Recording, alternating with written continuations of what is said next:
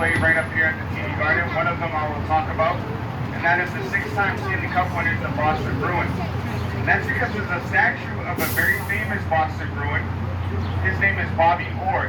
And through not this set of lights, but the second set of lights in front of us, we're going to see a statue if we look off to the right of Bobby Orr. Now, Bobby Orr was 22 years old at the time when he scored the winning goal during the 1970 Stanley Cup. And he jumped up in the air in celebration after scoring that winning goal. And he took a dive onto the ice. He fell right on his face. And now a photograph was caught of him that was taking that dive, so they decided to put a statue of him taking that very same dive. That's coming up to the right here. We're at a red light, so...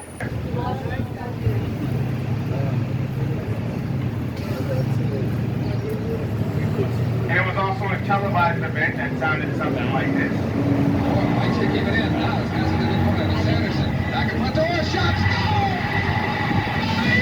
From Sanderson! And what could be better than that? As they beat St. Louis 4-3. Orr to Sanderson, back to Orr, and they go wild. And he went a little too wild that day. I don't blame him though. Directly in front of me here, though, is the West End neighborhood of Boston. And the West End neighborhood of Boston has changed a lot throughout the years, specifically during the 1900s. And that's because during the early 1900s, it was said that the West End neighborhood had a very densely populated and diverse community filled with many different European groups that lived there. But by the 1950s and 60s, the local government here in Boston wanted to change the West End province to undergo an urban renewal project, which they promised everybody would get instead more affordable housing soon to come. And they were going to build up the government building. And then each one of those promises, and it wasn't the affordable housing. Yeah, that never came to the West End. In fact, 70 people having to relocate out of the West End neighborhood. And the way that they actually were able to do that was that the city refused to pick up trash in the West End for a couple weeks. They then sent inspectors in and they declared the area a slum. Just to the right here is what used to be the government center parking garage. It was built in 1970. And the building was immediately condemned when it was first built. And it was shut down. It was closed down because they believed the columns could not support the weight of the structure. So, it was closed down, however, because parking was so scarce in Boston, Bostonians did not care. So they simply tore down the barricades in the closed down garage and parked there anyway. And they parked there for free. Now, weeks went by and the mayor finally caught wind of it, so he sent his inspectors back in to get a second look at the building. They figured out that it couldn't support the weight of the structure. Burial ground, which houses some of the oldest tombstones in the country. One of them actually belonging to Mary Chilton, who was the first woman to step foot off the Mayflower onto Plymouth Rock. Also the first governor of Massachusetts, Governor John Winthrop, was buried there as well. And coming up to the right, though, we have the most famous burial ground in Boston, which is the Granary Burial Ground. The first tombstone to the right with the green placard on it belongs to Samuel Adams. The only place where you can visit and hold Samuel Adams buried there is to come across the street to the Beantown Pub and then have yourself a hold Samuel Adams right after. Also buried there, the 5 victims of the Boston Massacre: Benjamin Franklin's parents, Paul Revere, and John Hancock. John Hancock's tombstone is the tallest one to the back left. We can see those folks walking up to it now. That is John Hancock. John Hancock also has the largest signature on the Declaration of Independence. Apparently his motto was go big or go home until the death. To the right side of the trolley, just after the Granary Burial Ground, which by the way, the Granary Burial Ground is the 3rd oldest burial ground in Boston. We have the Park Street Congregational Church up here on the right, which was built in 1809, and at that time it was the tallest building in Boston for about 20 years when it was first built.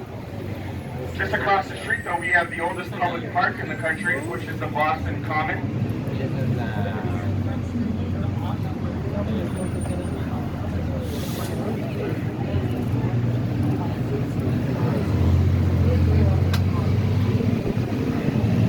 Now, the Boston Common is the oldest public park. It's really old because we are a really old city. So the new State House was built in 1797 and it is open for tours Monday through Friday. If you wanted to take a tour of the State House, the stop number 13, which is just to our left, would be the stop to get off at. And you would go right through this entrance here, up these stairs, which is the general hooker entrance right in front.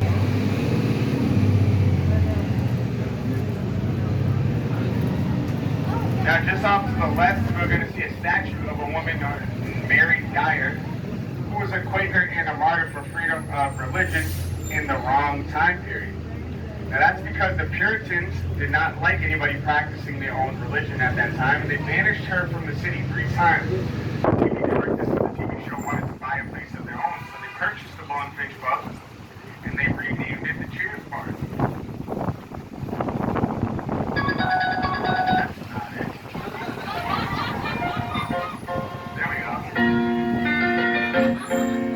Making your way in the world today takes everything you got. Taking a break from all your worries sure would help a lot. Wouldn't you like to get away? Sometimes you need to go where everybody knows your name, and they're always glad you came. You wanna be where you can see the trouble all the same. You wanna be where everybody knows your name. Alright, I love that song, and I never get tired of it, even though I only play it about 30 times a week.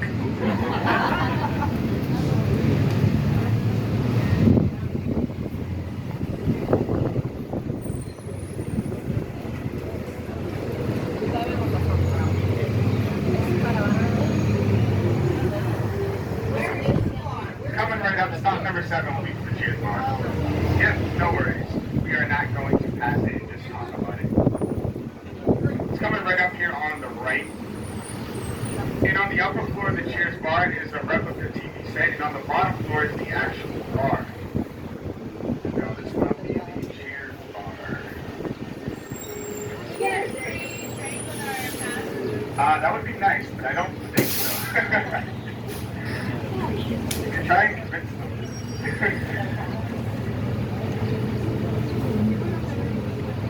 For those of you getting off, just take a quick glance. There is, just take your time coming down.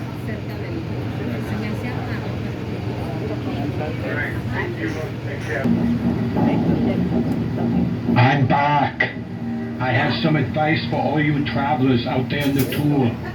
You had better stay seated while we're in motion. Keep your body parts inside at all times. Watch out for those low-hanging branches. They're not friendly. No smoking or alcoholic beverages, or you might be terminated. We want you back. Alright, thank you, Arnold.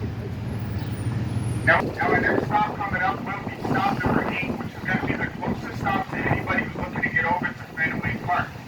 And Fenway Park is the oldest Major League Baseball stadium in the country. They first opened up in 1912. And that is, of course, where the Boston Red Sox play. I do believe they have a game today as well.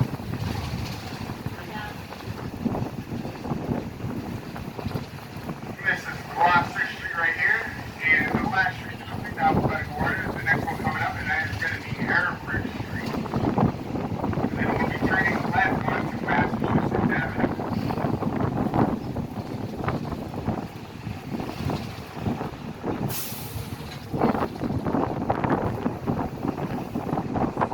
Now, Massachusetts Avenue, the street we're getting ready to turn left on, is the longest street in the country. Now, that may be cool in itself, but the reason why I bring that up is because that's also the original route that Paul Revere went on when he was making his way out to Lexington, and also those British soldiers who were making their way out to Lexington. And that's because if you go right down Massachusetts Avenue there's a bridge called the Mass Ave Bridge. That's going to bring you into the city of Cambridge, and then if you keep going down, you're going to go all the way through Cambridge, and then go through another city known as Arlington, Massachusetts. And then after Arlington, the very next city after Arlington is Lexington. So if you go all the way down Mass Ave to the right, you can go directly straight out to Lexington. How long is the street? I think it's a little over 20 miles.